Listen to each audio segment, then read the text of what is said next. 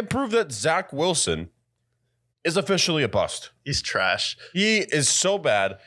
And the headline from this game was the post-game interview. They're like, do you feel like you let your defense down? Because here's the context for that for a second. He was 9 of 22 for 77 yards. Yeah. And 26 yards rushing.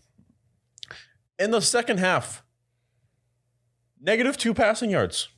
-2. By the way, when you're going to win a game, we're going to, score a touchdown, move the ball down the field. Right. You want to move forward. Not backwards. You want to move down the sidelines. Forward moving progress. Not backwards. Guess what happens when you move backwards? Punt. Punt. And guess what? They had more punts in this game than completions. And Zach Wilson, they ask him, you feel like you let your defense down today? No. Well, no, he didn't even let them finish the question. Like, go ahead and ask the question. You feel like you let your defense... No.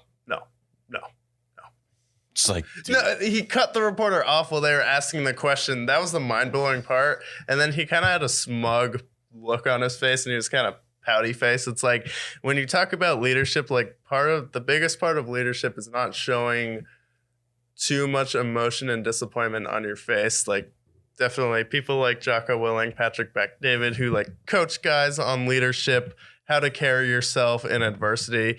Zach Wilson did every single thing wrong. He showed he was clearly annoyed on his face. He showed he didn't want to take any responsibility, where it's like, even Patrick Mahomes, if he plays one of the best games of his career and he loses to someone, he'll be like, that was my fault, even though the defense gave up 45 points. Or when they lost to the Rams and they gave up 54 points, it's like Mahomes takes it on the chin, takes blame for the losses, and he doesn't point the finger or blame Brady.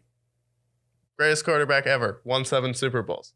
If the defense messes up, and that's the reason why he loses the game, he takes it on the chin, takes the loss, because when you're the quarterback, the leader of the team, it's just something you have to do. And I get, it's like, it's hard to do that, especially for a young guy, but it just shows a clear lack of self-awareness and no maturity on his part. That's not a Super Bowl winning guy. That's not a guy who's going to inspire his teammates. And there's been a lot of rumblings in the building, especially about Zach Wilson.